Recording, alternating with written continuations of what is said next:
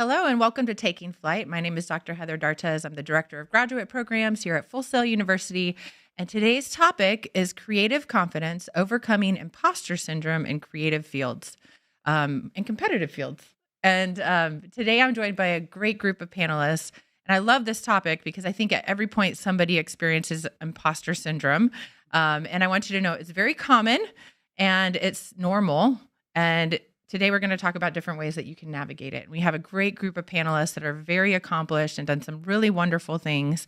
A couple of them are Full Sail grads, so I'm happy to have them back. And one of them I get to work with every day, so that's wonderful. First, I'm going to introduce to you Mark Kilborn. Mark is a senior interactive sound designer at Skywalker Sound.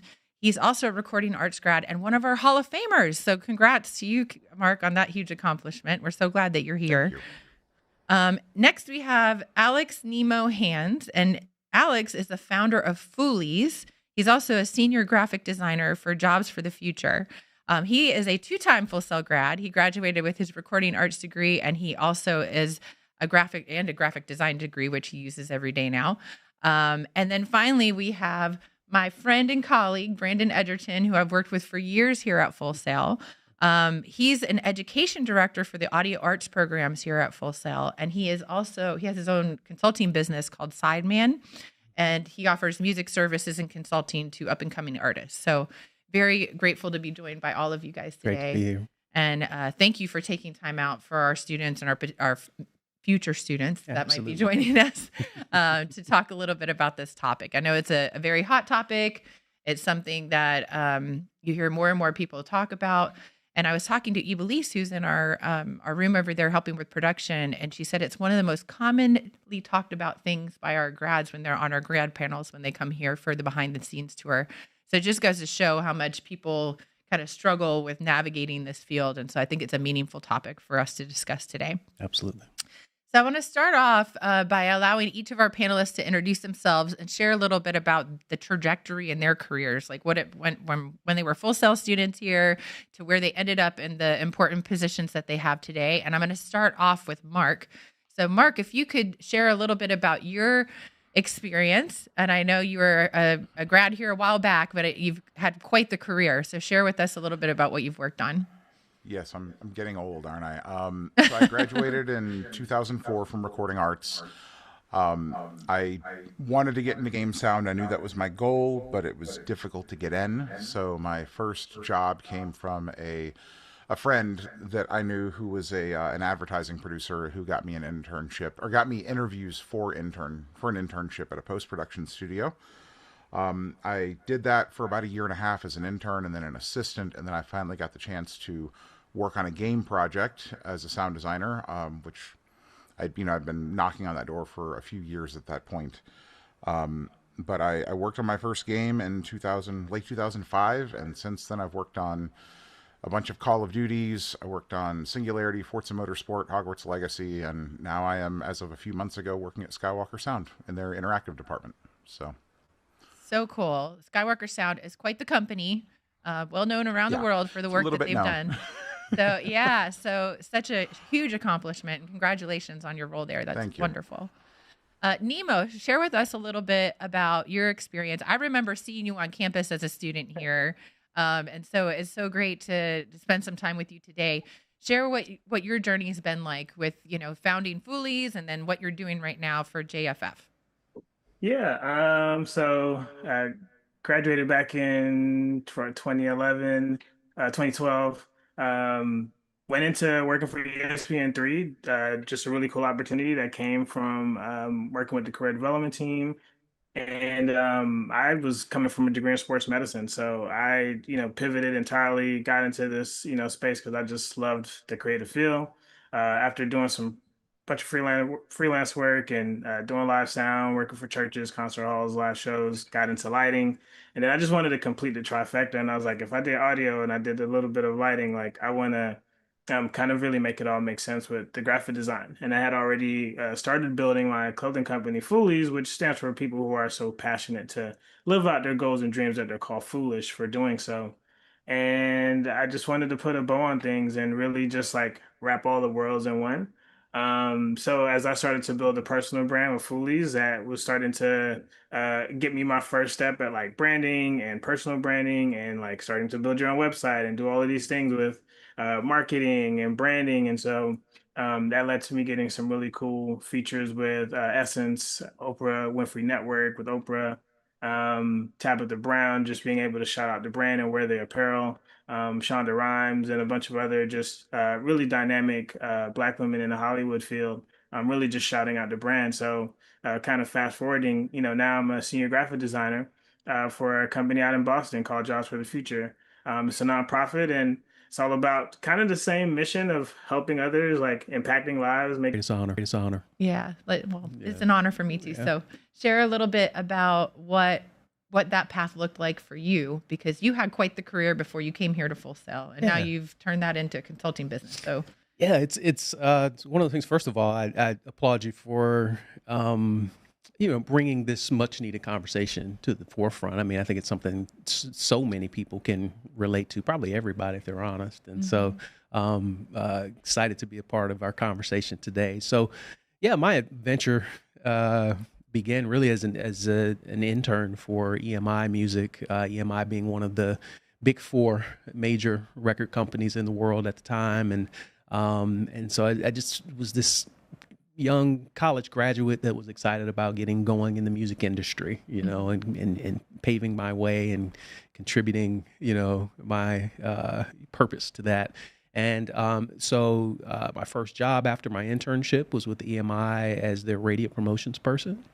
And after about a year and a half of doing that, was promoted to a position in the A&R department, and spent really the bulk of my decade with the company in the A&R department, which really just awakened within me this purpose that I cling to that kind of drives me now, which is helping develop the careers of creatives. Cool. And so if you look at A&R, the model of that, the picture of that in developing projects and albums and things of that nature, not too long after I left EMI, I started a company called Sideman Music Consulting, as you said, and it's driven by this mission of helping build the careers of creatives.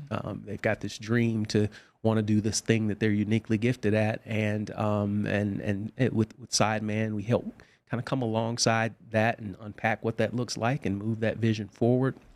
And in the midst of doing that, discovered an opportunity here at Full Sail, and it aligned with my purpose in that regard. And I really just was coming here to teach. It's like, okay, there are wonderful creatives coming out of Full Sail that are affecting the next generation of music, and I want to be a part of that. So I came here, got to work with you in the entertainment business and music business programs. Found out about an opportunity that opened up in terms of being a program director of the recording arts, the prestigious recording arts program, of which Mark and Alex have both received a degree from. Pursued that opportunity and was fortunate enough to earn that opportunity. So did that for about 11 years. My first 11 years here at Full Sail, ran the recording arts program as program director, and then moved into my now current position of education director, where I oversee all of the programs under the audio arts umbrella here at Full Sail. So quite the adventure. Yes. Looking forward to just continuing to, walk that purpose out. Yeah. Well, little known fact about Brandon, and he's being very humble right now. Little known fact about him is I remember meeting you when you started working here, and we were both teaching in the same department at that time. And when he interviewed for that program director position, he actually skipped an entire level of teaching, because normally like the hierarchy here at Full Sail is associate course director and then course director and then program director, where they're even a department chair. Yeah. So you skipped 2 levels. Yeah, it's it's part of why I feel like I'm uniquely gifted to talk about this topic, right? I mean, imagine being your boss's position, not direct, but in a different department. I mean, that's quite the move. Honored to do that. I feel like I had a lot less to do with that than I've given credit for, but I see the value. I'm the product of having people around me that see something in me before I see it in myself. Yeah. And that's what that is. But it also puts you in a position where every day you get to show up, Yeah. and you have to trust that you're the one that's uniquely qualified to do this, and the team, build a team around you to help pull off the goals that we have. Absolutely. And I feel that that's one thing today that all of our panelists can relate to is they've all had really great opportunities that they've come across. Some of them have been thrown into positions maybe before they thought they were ready. Yeah. If we were to talk about what imposter syndrome is, it's basically this idea that maybe you're not qualified or that you're not ready for the position that you're in. And I think we can all relate to that on some level. And so finding the confidence and overcoming those things can be a challenge for a lot of people. But I wanted to ask you each, and I'll start with Mark. I want all of you guys to share, because I think hearing a specific story of where imposter syndrome showed up for you for the first time, I think that really helps people, something that we can all relate to. You know, I know for me, when I first felt like I was out of my element was when I was promoted to program director and I was managing a team of my peers that were colleagues of mine. And I was like, do I belong here? What should all of a sudden I was having anxiety around public speaking where I didn't have that anxiety before. And it was like it was a real like growth opportunity. But, you know, I think it's something we all face. So Mark, tell me a little bit about where that showed up for you first in your career, and maybe where you felt a little bit of doubt in yourself. I mean, I can give an example of a story. I've never felt comfortable, like from even being a child. I was a weird goth kid as a teenager, so I've always been kind of an outsider, and I've always felt strange. But you know, the story that I often think about in my career is that I was at Activision for about a year when I got promoted to audio director. I was 29 years old, which is a bit early. I was 5 years into my career, 4 years into my career. It's a bit early to get promoted into that role. And then about, you know, a handful of months later, they canceled all the projects we were working on and they shifted us to Call of Duty. And so I pretty quickly jumped from sound designer to audio director to now audio director among several other audio directors in the Call of Duty franchise, which was terrifying. And I have this very vivid memory of going to a day full of meetings at Treyarch, which is one of the Call of Duty studios, sitting with groups of people and kind of just pretending like I knew what I was doing and trying to keep up.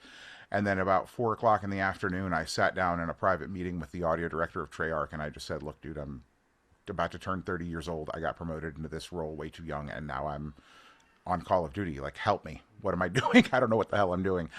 So that's a big one, but it's been kind of along for the ride the entire way from childhood all the way through to now. And it's a double-edged sword. You know, it's frustrating to have to deal with it and feel like you're never good enough, but it also can be a motivator. And I feel like it's a big driver for me to always be practicing, always be trying to I promise I can speak. Always try to be getting better at what I do. Always be learning. You know, this fear of I'm not good enough just keeps me going. And you know, 20 years into this career this year, I'm still trying to learn new things every day and at every opportunity. That's awesome. And you are good enough. There's a reason why you're in the position you're in, for sure, right? Absolutely. Yeah. So Nemo, how about you? Tell us a little bit about your experience where that imposter syndrome kicked in for the first time, and you were like, "Wait a minute, what's happening?" Well, I feel like imposter syndrome has been with me for a lot of my career. Just any room that I move into, it just hangs out, right? It's just an acquired friend. Even in the role that I'm in now, you know, as a senior graphic designer, when I started with this company, you know, going on 3 years ago, I just was riddled with my own like thoughts and feelings like, did I deserve this? Do I deserve this? Should I be here? I don't know why I'm here. How did I get this? You know, and you start kind of creating this narrative in your head. And so that's partially the reason why I have on this very shirt. The imposters never have the syndrome. It was something that I made a joke about with the team on the Foolie side of things a while before I started working at the company. And I was like, you know what, it's time to actually put this shirt to good use, like time to break this out and put it onto a graphic because I was letting imposter syndrome shake me from who I had earned and have grown and have like trained and practiced to become, right? From the moment we leave Full Sail, you know, you're given these arsenal of tools, but as you're going through your industry, you're also adding on to the tool belt. So, you know, for a second, I almost, you know, forgot who I really was. You know, I forgot the work that I have put in, the time that I put in, the failures that have compounded, the things that I've learned, the way that I've grown. Now at this role and time and place that I'm in, I'm like, all right, we gonna have the imposter syndrome voice still hang out, but we're just not gonna let it be as loud anymore, right? So that's kind of where it comes in. It still comes in and out. It's a daily fist fight. So it's all good though. I think I'm winning so far. You're definitely winning. And I want you to talk about what that phrase means to you a little bit. The one on your shirt, which I'm going to order one of those after this because myself. But tell us what that means to you, because I think that's such an interesting way to look at things. So share with the audience. Well, if you're fellow music listeners and connoisseurs of sorts, you hear good artists, you hear bad artists. And of course, that's all relative. But one thing you'll never hear is, even if you think they're a bad artist, you'll never hear them admit to that. You never hear a bad artist say, I guess I do suck. I should hang up the microphone. I should hang up the gloves. I should stop doing what I'm doing. And so there's a funny quote that I've said of like, have the same confidence as a whack artist, whack rapper, and I don't say to point at those professionals, but I think it's just, you have to move in the room like, hey, I should be here. I deserve to be here. And at some point, I guess you can faith it till you make it. I know some people say fake it. But if you can just walk in that confidence, walk in that presence and say, hey, you know what? My ingenuity, my creativity, my degrees, my certifications, my experiences, my lived experience, like they all come into play with who I'm going to be in this job, in this role, in this position. And you know what? If the imposters don't even feel slighted or weird about showing up in a room that they shouldn't even be in, why am I letting all those years of work and time and effort almost go to waste by thinking I don't deserve it, by thinking I shouldn't be here? So if the imposters ain't scared, then I should be able to roll in this room with so much more confidence as well. So that's kind of where it kind of stems from. And it's on my wall now. It's on the chest. Like I keep it going because I know I need it, even if it's multiple times throughout the day. I love it. That's great. Great message. All right, Brandon, your turn. Tell us a little bit about where it popped up for you for the first time. Yeah, I'll tie it to, with this fast track notion example that you gave earlier. I mean, I've always kind of found myself humbly in, big rooms, situations where I felt like I was the least talented one in the space, or the one with the least amount of experience, or the youngest one in the room. And early on, certainly when you're trying to find yourself and figure yourself out, like that's quite daunting a thing, and you fight that and you deal with that, I think, on a stronger level. As time goes on, you currently learn how to use that as your superpower in a way, and using that as fuel and motivation. And so that's sort of been my experience in my career, personally, even in some ways. I think back on my start at EMI. Here I am, a fresh college graduate, right off an internship with the company, wanted to make a great impression. And the very first artist project that I sit down to work on, I remember it like it was yesterday, showing up 3 weeks into the job pretty much. And I'm sitting across the conference room table from CeCe Winans, to discuss her upcoming, at the time, Alabaster Box album. And she wasn't there for me. I was nowhere near central to the purpose why she was there, but just kind of understanding early on that, like, some of my greatest experiences and learning opportunities have come from really just being thrown into the fire. And it's like, how do you deal with that moment? Do you shrink back, or do you find ways to find your strength in that? And that strength we'll talk about, I'm sure, more, as we unpack some of these questions in terms of how you use that, as a way to move yourself forward. So, so now I kind of look for those and recognize those opportunities as moments to do something great, because they require more than me. Yes. And if you want to do something, something big, it's going to take more than yourself. And so I love those moments. That's awesome. That's awesome. Well, I think over time, right, like your experience and all those things help you feel a little bit more confident. But early on, there's probably some narratives that you were telling yourself that you realize now probably weren't true, right?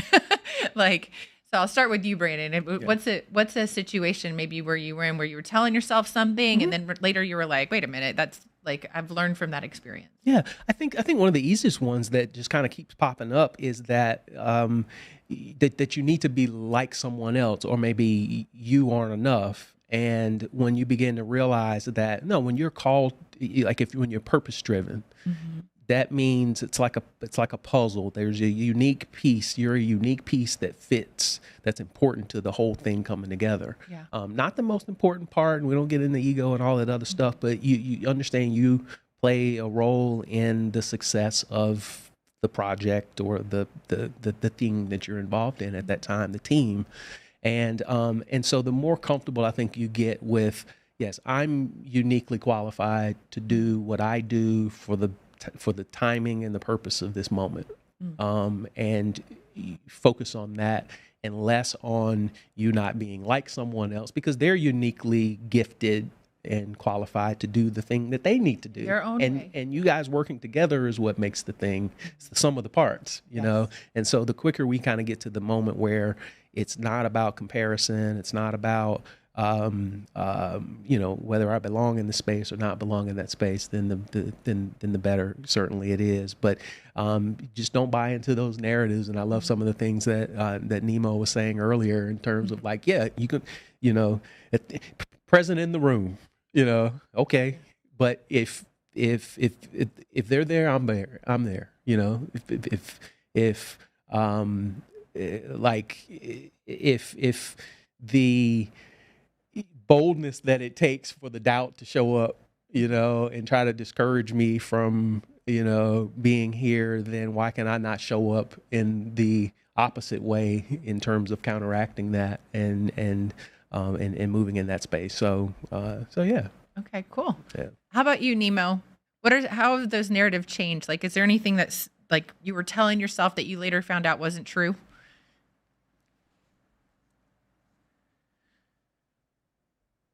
I think I was telling myself that like maybe I just didn't deserve this. And I think sometimes we all kind of go through that a little bit. Because if you're creatives and you're in this field or any field especially, but in the creative field, we love our peers, right? We watch their movies, their TV shows, we look at their designs, we look at the work they've done, the art that they've created, and we just don't think we should be like holding a flame to them or next to them or even like close to what they've obtained. Or we're like, how am I so close to you when I know you're so much further away? And I'm sure a lot of times if you talk to them, they would think, "Oh my gosh, I admire you and what you do and what you bring to the table." And I can't even think about how you do the stuff you do, right? And so that dance is kind of always happening. And I think it provides a little bit of like solace, a little bit to know like everyone's kind of in this struggle, whether you're 20, 30-year veteran in the game, whether you're fresh out the box, like it doesn't matter, right? And I think if the goal is just to grow, then I mean that's it, right? Like I mean anything that you're gonna birth comes with some stretch marks that comes along with it, you know? Yeah. And so I mean I thought I didn't deserve a lot of things, but hey, if I'm still in the room and I'm still there and I got another chance to prove myself wrong, right? And that's also like a pleasure of being in this field and industry is getting into a room and proving yourself wrong that that wasn't true, and then proving yourself right on the other hand that you did deserve this, you earned this, you worked hard for this, you're supposed to be here. You know, get comfortable and then like start to shine, right? Because a lot of times we get in rooms, even with our knowledge and expertise, and we still kind of just stay tight. But it's like, no, like show your expertise, help and build and train others, pour into other people, reach across the desk, reach across the aisle, and make sure that other people are learning and growing from you. And then continuously, those people that you think you're that are way ahead of you, tap them on the shoulder. Can I have a coffee chat with you? Can I learn a little bit more from you? Hey, you do that very well. I'd love to learn like what that thing is that you do so well, or what books are you reading. So I think it's just you got to constantly challenge that if that I don't deserve this message that you know kind of replay for yourself. Once again, that script. A script in your head, for sure. Now, how about you, Mark? Are there any like narratives that you were telling yourself that you realized were not true? I remember when we were prepping for this, you also talked about some of the people that you've worked with, and I would love for you to touch a little bit on that too. Just how, what you tell yourself and just how common it is, I guess, from your experience of working with people in the industry, where you see that and then we realize that it's all, we're all here for a reason. Yeah. So I want some of this comfort and solace that you all are talking about. That sounds nice. I haven't found it, and I honestly haven't defeated any of the narratives. They still play constantly. I kind of white knuckle my way through it and keep going. There's a metaphor, I guess, that lives in my head a lot about this, and I think it applies to creative work in general, but I usually think about it in terms of sound design, is we're all trying to climb the mountain of sound design, and Ben Burtt, the sound designer on the original Star Wars, I would argue, is the one person sitting on the top of that mountain. But the rest of us are trying to climb, and as grim as it sounds, we're all going to die somewhere on the side of the mountain. The point is we're all still climbing upward. And so I just try to make sure I keep climbing up, and I try to pull up the people that are below me, and the people above me generally try to help pull me up, and we're all just working our way trying to get better. And as I've, in my career, I've had the chance to talk with some folks that are way further down the path than I am, that are super accomplished, that have told me very similar things. They talk about their fear every time they walk into a project after 30 plus years of doing this. After having Oscars on their shelf, they still get terrified at the start of a project. So, my takeaway from that is, again, it's kind of grim, but like, if they're not over it, I'm never going to get over it. So I just have to keep climbing and keep getting better, and, and surround myself with people that are trying to help each other and help me, and I will try to help them. And, making allies has been a big part of my career too. I've learned so much from friends, and they tell me they've learned so much from me, and everybody has to kind of, I guess, I promise I'm not a climber at all. I mean, look at me, but I still, like, you rope each other all together, and you keep climbing the mountain together, and eventually you get there, at least as high as you can. That's kind of how I think about it. That's great. So, Mark, I haven't known you for really long, but I can tell this about you just from like the time that we've spent together, that you're a very humble person, and that I would love to work with somebody like you, because it seems like you're very collaborative, and you've got a collaborative spirit, and you want to help each other out. And really, those are the type of people you want to work with, right? Absolutely. If I feel like that sense of imposter syndrome, we were having a conversation before this got started today, and it was like, I think everybody has imposter syndrome, and the people that don't have imposter syndrome, there's probably something a little wrong with them. They might have some like narcissistic tendencies or something, like I've worked with a few of them over the years. It's nice. It's totally normal to feel that way. And if anything, I think it's a sign that, you've got some humility, and that you're a good person at heart, right? Yeah. So that's a good thing. So you guys work in creative industries, right? And I feel like you're creators. You're working on sound projects, visual projects, things like that. How do you balance learning from others without losing trust in your own creative voice? And I think I'll direct this a little bit more towards Mark and Nemo.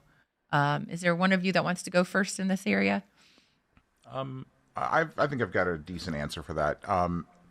Your creative voice is yours, at least the way I think about it. I don't think any two people can have the same creative voice. And if you're trying to emulate others, you're basically denying yourself your own creative voice, your own creative spin on things. So when I learn from others, my perspective is generally less about how do I sound like them, and more about what can I learn from the way that they're doing things? What tools can I take from their toolbox and put in my toolbox that I can then use in my own way? Because ultimately, I feel that creative people it's about our taste. Our taste is what drives our results. We're working on things, and we're using our taste as a filter through which to, evaluate everything. And you can't mimic that. Your taste is your taste. I like things differently than Nemo does, and Nemo likes some things differently than Brandon does. So even if we all had the same level of skill in whatever discipline you pick, we wouldn't generate the same results. So I guess that's how I think about it. I focus on learning tools from their toolbox and sharing the tools that I have in my toolbox, whether they be actual tools or techniques with those tools or whatever, but still always filter everything I do through my own taste. That's wonderful. That's great. Anything you want to add, Nemo?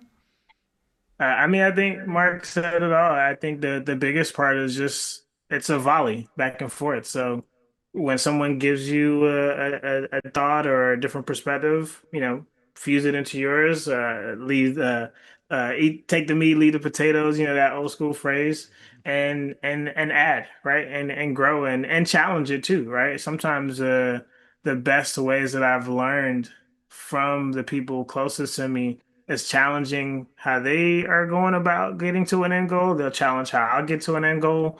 And sometimes we even come up with something new and beautiful together. So to be honest, it's going to be a constant volley. It doesn't matter what industry you're in. Yep. Awesome. It's a great way to look at it. Mm-hmm.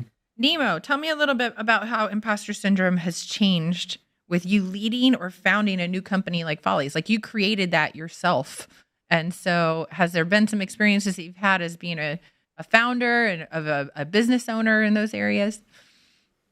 Yeah, with Foolies, I mean, it's always us active on the social platform, right? The reason why we got some of our biggest kind of opportunities or moments landed was because of Instagram or Facebook or whatever the social platform is for the month. And so it's a constant space where you're looking at other creators, looking at other designers, looking at other professionals in the space, and you're like, why am I not there, or why is my brand not showing up in that space? And even if you just got a big win, you get a big win, and the moment you get the win, you're now thinking about the next one, and you're not even just like letting the moment just kind of like reside and just like enjoying it. And I think sometimes too, um, that imposter syndrome sets in because we're never enjoying the full moment of things, right? So you got a big opportunity, right? We got a big feature or got a big placement, or even just like a simple message of someone saying, hey man, like I saw your product, and like just seeing it changed my life. Just seeing it got me out of a dark time in my life. Just being able to hear something you posted content wise or dropped on your Instagram or whatever the platform is, you just helped me, right? And I don't know what that you just helped me mean, and how deep that goes. And so I think, just to be able to just like enjoy the moment, not be looking for the next win right away, to just really just sit in it. I think that's really the gift that we don't tap into enough. Just always kind of constantly run into the next thing. And it's how we consume content. It's how we consume projects, right? You're only as good as your last win, those kinds of things. But few people get to do what we're doing, right? Few people get to like actually say they're creative for a living. That is a rarity. That is a dream. That is a like, you do what? You do graphic design like all day? Like that's all you do?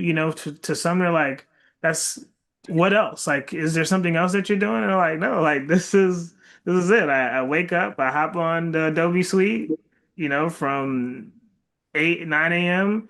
And then sometimes I forget that I'm even creating. And it's the blinds have changed and it's dark now. It's like, just get immersed in it. Just keep that joy and that love and that passion in it, and everything else will start to make sense as you go I along. love that. That's like the dream of so many of our students that go to school here. Yeah. Is just to be a full-time creator and to do that. So the fact that, that you guys have been able to pull that off, like, is really, really impressive. I think it's wonderful. Mm-hmm. So it just says something about how successful and great you guys are.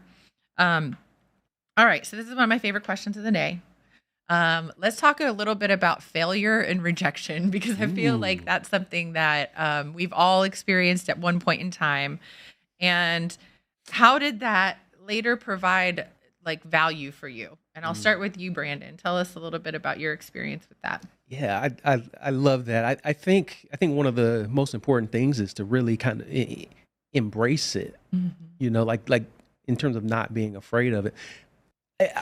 For me, for the longest time, being someone who's suffered from imposter syndrome, I had a fear of succeeding to some extent. Interesting. It's like, okay, when you successfully do the thing, or what happens if you do end up in the position or this, like, that's bigger than you. That's like, you don't have, then you start questioning, yourself and all that. So I think there's those both sides of that coin that you have to really be willing to not just overcome, but kind of embrace the vulnerability that's there in it. And there's a humility in it. I loved Mark's response earlier. You know, you instantly kind of caught on to the humility he has, because I think that's the antidote to it. You know, if you start from that point of being humble, but there's a confidence that kind of needs to go alongside that, because this is a competitive industries that we're all involved in, and things of that nature. But I just try to have the mindset of, you know, what's the lessons to be learned. You know, I don't feel like I lose in situations. I either win or I learn. You know, from those moments, and to make sure I'm taking those lessons from those moments to try to get better at what it is that I do, for no other purpose of the thing that drives me, and it's trying to help other people and being a great example to others. And so, you know, when you surround yourself with other people, it helps you kind of stay on that path, and you have those moments of doubt, you know, they're there to kind of help keep you moving, moving along the way. But I often find that, like, if you're someone who has to have the plan go the way that you envision it, it's going to be difficult, because very rarely do things happen that way. But if you embrace the pivot in those moments, you know, I've personally found out that I've often ended up in a better place than my version of that thing, but I have to let that play out the way it needs to, and stay committed to, you know, the purpose that I'm, you know, called to in that moment. Yeah. So. Awesome. Great answer. Yeah. Okay, Mark, tell us about a failure that you've had that kind of maybe was a pivot for you or proved to be valuable.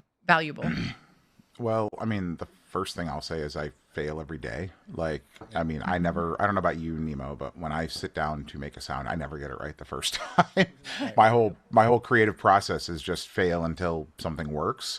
But a very recent example is I was in the running for a job before Skywalker called me out of the blue for this job, and I was letting that whole process play out, and then I accepted the gig with Skywalker. I hadn't let the other job know that I was declining yet, and a day after I accepted the gig with Skywalker, they rejected me. So, yeah, and I guess the moral of that story is, like, I don't know if there's a moral. Let me think. See if I can extract a moral from that story.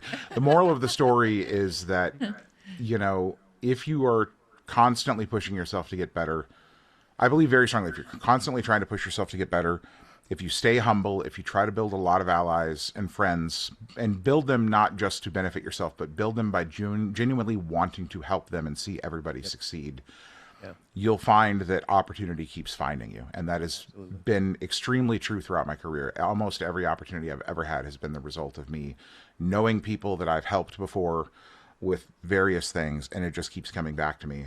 So I think that's the biggest advice. And also just remember that if you get rejected for a job, there's, you know, tons of other people applying for the job. Maybe you weren't the right fit. Maybe you didn't want to go there. I've gotten rejected for jobs that I found out later I really didn't want to be there. I just didn't know it yet. And I've been fired from jobs before. These things happen, and it seems like as long as you keep a positive head on your shoulders and try to constantly do better and be a good force, that good things will happen to you. You just sometimes have to dodge a few bullets and weave around, and the path is not straight. Yeah, absolutely. That is so interesting. And thank you for being so open about your story with that, because I know rejection is hard, right? But it's never gotten easier. Yeah, in a way, having that job lined up with Skywalker, it was like, oh, I didn't need you anyway. I still obsessed over why they rejected me, but still. Oh, of course. Anybody it's how it goes. In their head. Yep. Yes. I know. So true. So, Nemo, how about you? Is there a time that you experienced failure where it was valuable? You know, we're still working on the how valuable part. But in my journey, this is a story I've never shared before, so this is an exclusive moment. Oh, exclusive moment. Okay. I had an opportunity to work with a really big company who were going to showcase my brand. It was to all the top elite Black women in the Hollywood sphere. and we had everything ready to go. We designed a special shirt for them, the whole nine, and I had to put up a lot of the money myself with some friends and people who were close to me. In total, about 5K. And when we printed the shirts, I didn't catch it. My team didn't catch it. Their team didn't catch it, but there was a typo. And that opportunity, it was about maybe 500 or so shirts or 100, 200. It was just a massive amount of tees um, that we ended up donating to a Boys and Girls Club. So I guess there's a win there. But, what I had envisioned for that moment and that opportunity was going to be another launching pad. So I got a really big opportunity years ago with Essence and the Oprah and Winfrey Network and that cool thing. And then here's another opportunity that's back on my plate. And this is going to catapult me even further than that first one. And to see it not happen, I mean, I was riddled for months. I was just like, well, what's the point, right? You're as a creative in some of these fields, you're putting up your own, Mm-hmm. funds and investment, right? Like this was credit card stuff, so I had to get Sure. that together, and like, I was still paying that off for a hot minute because no one caught it. Like it was just a small, at the smallest of small errors, just because of the way the one of the person's name on the shirt was just like it easily gets messed up. And Mm. so no one Yeah. just caught it. And so, that moment hit me and it hit me hard and I had my tears and I had my feelings and I yelled and and I took a break, right? Because Mhm. sometimes we don't really talk about that, right? Sometimes you get you lose a moment and something falls off and you're like, hey, I'm gonna Homer Simpson out of this for a little bit. I'm picturing And Homer going into the bush. there you go, there you go. If And I've then resetting, right? Like Yeah. reset and you're like, hey, cool. I bet that'll never happen again, right? Like I bet I'll Mhm. have two, three, four double checks on that. I bet I'll run that through everything I possibly can to make sure. Now, we all have that fear of the design or creative thing we're doing not saving. Mhm. So now it's that like times Yeah. 10. But that only made me sharper, in different aspects, other areas in my Sure. career. So it was a huge L, and it still haunts me. But I mean, I think it would only be right to be honest too, right, and share those things because some failure of moments aren't like, oh my gosh, I look at how my life has grown from it. Who knows? Maybe I meet some kid who's like, hey, you spelled the name wrong. I got this Mhm. shirt back in the Boys and Girls Club, 10 years ago, but it was the spelling of Now it's my worth a name. million And dollars. Yeah. and now they're the person who, hey, it was me you were talking to all along. Maybe the story would be that beautiful, but I have to be okay if it isn't as well, right? Yeah. And just understand that, hey, they happen to the best of us. I'm sure there's huger events in life where there was something that went awry and nobody knows but me at the end of the day. Now, of course, the Full Sail audience and friends, but yeah, I mean, it sucked, but that's kind of part of the game. And hey, if you let it take you down now and never get back up and say, well, you know what, I guess I'm done. I should, stop doing this, then and quit. That's a whole different like turn of events. But for me, I've only kept, hey, if the goal is to inspire people to live out their dreams and their goals, no matter how foolish it seems, I've just only doubled down on that and increased that passion even more and push to help people even more and push to help my audience of people even more. So, hey, somebody else will benefit from that win. And I just hope somebody benefits from hearing a real story of, hey, everything Yeah. in the industry that we're doing is not a W. Well, Nemo, thank you for being so open and sharing that with us for sure. have this is going to sound kind of corny, but Pulp Fiction, Winston Wolfe. I have this Winston Wolfe voice in my head, and when I'm fearful about getting through whatever situation I am in, I hear him in the back of my head shouting, "Okay, this is what you got to do. Make this list. Get these things done. Like you will figure it out." And I've just found that whenever I'm unsure of what to do or I feel paralyzed, I listen to that voice, and that inspires me to either project confidence when I need to, or tell people the right answers, or be honest and say, "Hey, I may not know the answer, but I know I'll figure it out."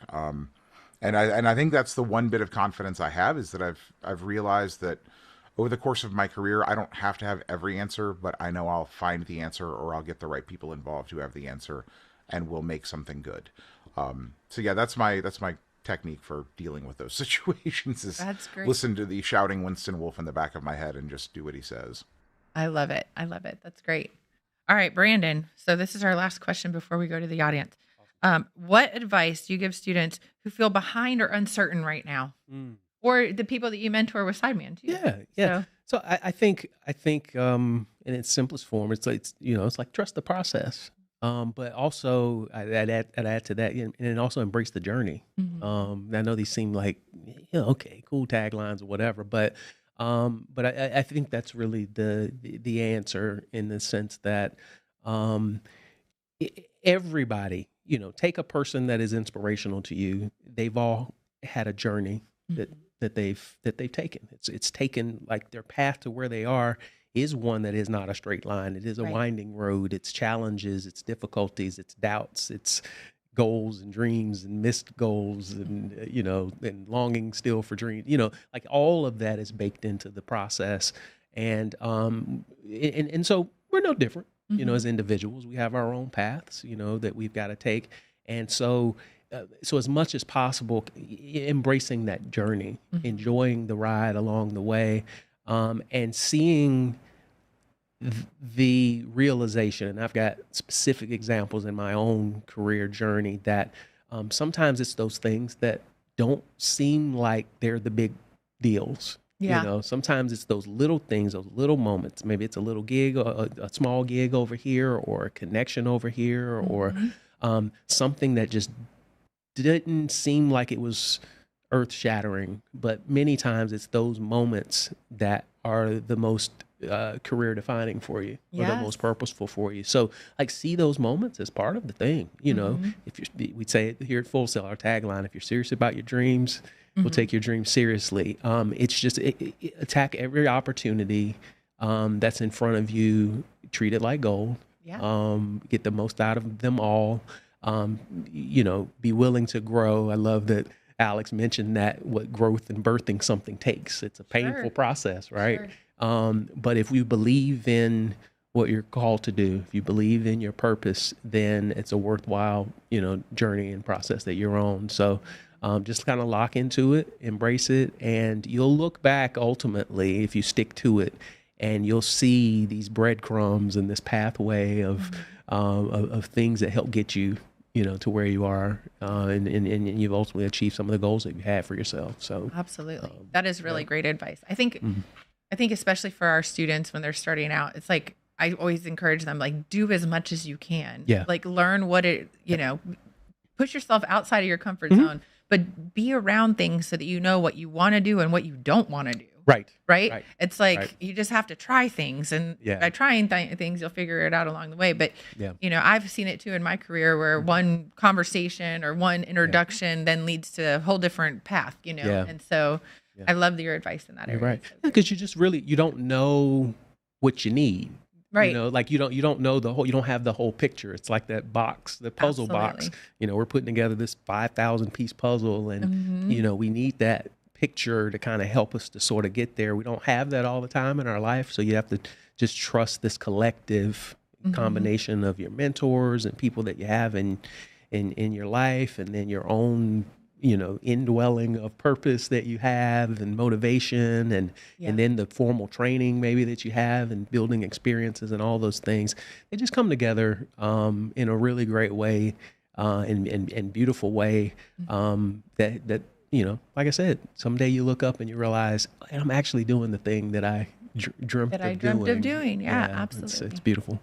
Okay, so it's time for questions from the audience, which I always love questions from the audience because you guys have the best questions. Is there a specific phrase, and this is just real quickly, guys, like, if we'll keep these answers short just so we can get through as many as we can. Is there a specific phrase that you tell yourself to shut off the voice that tells you that you're not enough? Mark, I think you kind of mentioned this a little bit about having that voice in your head when you go in these situations, but is there a specific phrase? Well, I mean, something related to failure, I guess that's a similar one, is I'd say the consistent thing I've noticed in successful people I've encountered in my career is that everybody fails. The successful ones just keep getting back up. Oh, so I think about that a lot. That's a great one. How about you, Nemo? It's simple. It's, God, if you allowed me to be here, just allow me to show up with whatever I have. Mhm. So I just recite that a couple times Mhm. and get to work, really. That's awesome. How about you, Brandon? Yeah, I just I don't know if I have anything specifically that I kind of lean on from the standpoint of a phrase or anything like that necessarily, but I do rely. I'm a man of faith, so I do have a lot of different scriptures and encouragements and things of that nature that I certainly kind of lean on to give me the motivation, to move forward, and That's awesome. that's very helpful for me. That's great. So, I'm glad that is important in your life. Mm-hmm. Okay, so next question. Do you think that everyone suffers from imposter syndrome?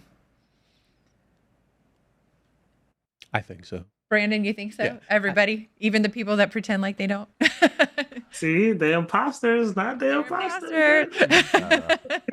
I don't think everybody does, but I fall back to what you said earlier, Heather. I think the people that don't are. I don't want to be an armchair psychologist here, but I think there are people that don't, and I think there's something concerning about them. But I think the vast majority of people do. Absolutely. Yes. Yeah. Yeah. And then if it helps to reframe too, I think they care. The people who have all those feelings and doubt and all that stuff, they care. And that's very, very important because there's a lot of things I do that I don't care about and I do it freely. I don't have any thought about it. I just do it because it's not that big of a deal. But when I care about something, that is the weight that I feel, and now I use that to push forward. Yeah. One thing I've learned too is like if you experience, I think a lot of people experience anxiety too around things, especially if you're experiencing imposter syndrome. Like it's because usually it stems from some anxiety that you have about something, right? But anxiety is not always a bad thing, right? Like it's what drives you to like get up in the morning and to do the things and to put yourself in uncomfortable situations, And so, it's not all bad. Like having imposter syndrome is not necessarily a bad thing. It's like, okay, I feel this way and that's okay. Okay, so last question, because I've got to be respectful of the time of our panelists because I know that they have very busy lives and things, important meetings, like in 6 minutes. So how does imposter syndrome influence the creative projects that you accept or decline? Anybody want to jump on that one? Or does it affect the creative projects that you accept or decline? It doesn't. If anything, I feel more motivated to take one on the more scared I am, and I think of it as jumping into a cold pool or something. Or jumping off of I've never jumped out of an airplane, so I'll stick with jumping into a cold pool. Like I almost want to take the ones that scare me just because I know I'll survive somehow, but it's still terrifying. Yeah. Yeah. Awesome. Yeah. I love that, Mark. I think for me, it's the same sort of thing, right? Where it's like if this thing feels bigger than me, then I want to be a part of it. It like we want to be a part of meaningful things, and if this feels so the thing where I'm drawn to it, but I know I can't do it without having great people around me, then it sounds like this is something I need to be a part of. So, awesome. Anything that you'd like to add, Nemo? We wrap up? I think they said it. I think it's just that dance. Like some projects are just gonna scare you, and sometimes you have a big project that scared you that you can't get out of, right? Like even if you wanted to, you're the only person, and you know it, right? And those moments are really, really crucial. The ones that like, man, everything that I've been doing in my time in this industry all these years is literally for this one moment, and I'm the only person that can actually answer this. Even if you weren't even assigned the problem, like this is exactly what I got put here for. I got it, right? Like now everything like the movie flashback scenes that you've gone through in your head now zoop, back into this moment and you're like, all right, put on the jersey, get in. That's awesome. Well, thank you guys so much. I think you gave some really great advice today. I know we do have more questions, so I apologize for those of you that we didn't get to your questions today, but I know our panelists all have things to be doing shortly, so I want to be respectful of them. And I want to thank you guys for showing up today, and thank you, panelists, for being here and offering such great advice and being so open and transparent and vulnerable in your answers today. So thank you. Not everybody feels comfortable doing that, and I really appreciate you guys doing that. So I hope our audience will join us for another episode of Taking Flight. We have one every month. And I want to wish everybody a good day. And thank you once again for joining us.